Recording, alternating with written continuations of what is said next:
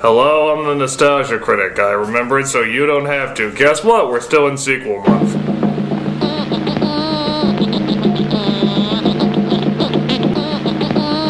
Try to contain my enjoyment. Well, perhaps some of you remember my first crossover review of FernGully.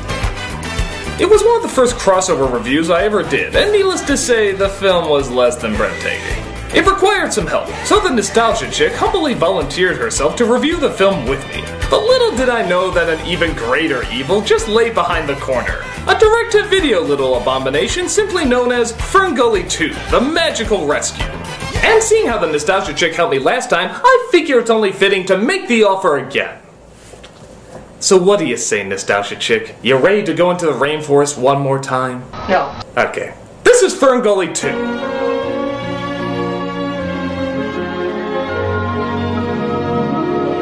It's strange. I mean, was the first FernGully really popular enough to spawn a sequel? I mean, even a direct-to-video sequel? Were there really protesters out in the streets demanding to see more FernGully? My guess is the movie broke even, which in Hollywood means they can squeeze a little bit more trite out of it, which resulted in this half-assed effort of f***iness.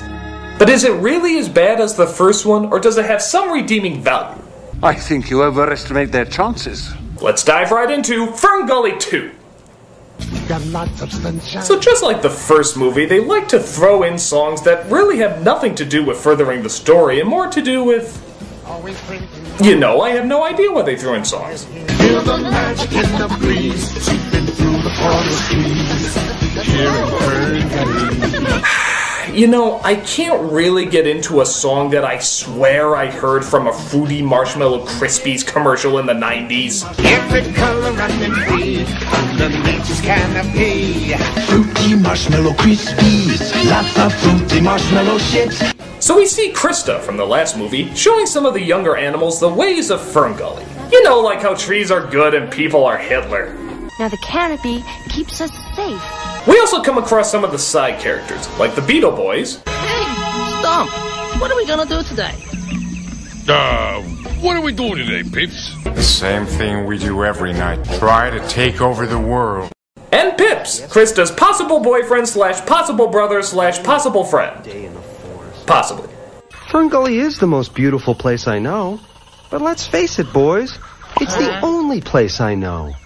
And I get tired of it sometimes. Yeah, so as you can probably guess, Pips is turning into a Disney princess as he dreams about a world beyond what he's used to. The spoiled brat.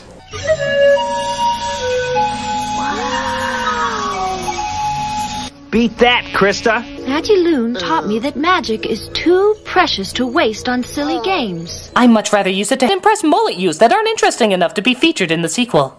But Krista continues to help grow more trees in the forest as, again, Pips can't help but act like a loudmouth. Just what we need. Another tree. Big deal. The forest is full of them. Personally, I'd like to see something new. Oh, there's an empty place in my bones. Suddenly in comes Batty. Not voiced by Robin Williams, but that's fine. We seem to be on a roll with not including any of the same voice actors. I wouldn't mind too much, except they don't even attempt to make it sound like Robin Williams. They make him sound more like Rip Taylor, with his being demolished. Run for it! I may be Patty, but I'm not Nadia. I'm out of here. I'm a ghost. I'm history. I'm a hologram. You can't see me. Bye-bye now. Oh, I just hope they pick me for Jackass 4D. I don't need this. I was in the Tom and Jerry movie. But it turns out FernGully is under attack by one of the worst animals the planet has ever known. Man. Yes, man. Human in shape but satanic in spirit, man likes to spend most of his time destroying things because he is worse than the devil if he was a You can spot these specially bad ones by having two-dimensional personalities, being written horribly, and having a chin size that even Bruce Campbell would be jealous of. They kidnap animals, burn down rainforests. If you should see man anywhere in your neighborhood, please make a pretentious animated feature with confused morals and no sympathetic three-dimensional villains. Man, if there's anything worse, it's not human. So as you can imagine, an evil poacher comes around and steals the baby animals. What are you looking at? Get over there and guard the animals. Ah! An Australian accent in Australia! What's the world coming to?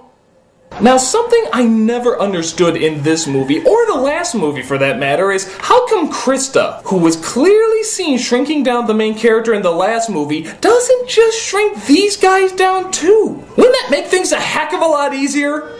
Boy, I'm gonna get you guys real good at... You just saved us a movie! So the poachers sleep well, knowing they've caught some tasty ingredients for White Castle, as our heroes try to sneak up and rescue them. Careful, boss. Don't want to burn down 1,000 years of rainforest, do we? Oh, why not? After all, we are man! Yes, man. Human in shape, but satanic... No, they got the idea. Let's just get on with the magical rescue. Oh, hey, we're at the magical rescue already. I guess this movie's gonna be over in a snap. Boys, we found ourselves some action. What, in his butt? So the fairies try to save the animals, but have no such luck. Dog food. Come back! He was gonna sing a 2-minute song about eating you! Oh, no big-lipped alligator moment. My baby!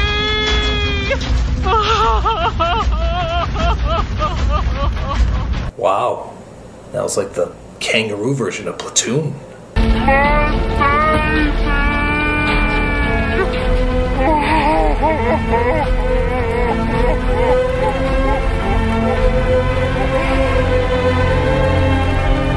The next morning they take a look at the damage, which of course results in a slow spin of the burned down forest. And just up the ante, let's add some hand-to-face action there. Oh yeah, humans suck. Oh, Father, there's so much healing needed. But some things, my dear, even with all our magic, do not mend quickly. Well, wait a minute, we saw her grow trees like full-grown trees in seconds. What's this do not mend quickly? She can mend very quickly. Me and the Beetle Boys will go after those humans and rescue the babies. The town is no place for little bugs like you. It's full of weed killer, television, tax attorneys, completely unreasonable car insurance. Hey, modern day references! Laugh! I'm coming with you. You gotta be batty not to be afraid of humans. I mean, have you ever seen one eat an oyster? It's terrible. Eat an oyster! Because if it can't be funny, be confusing! It works really well for the New Yorker. So you realize pretty quickly that the main character in this one is not Krista, nor is it the human from the first film. It's Pipsqueak here. Remember that guy you barely saw in the first movie? He's the star now, because Krista has to stay behind and rebuild the rainforest.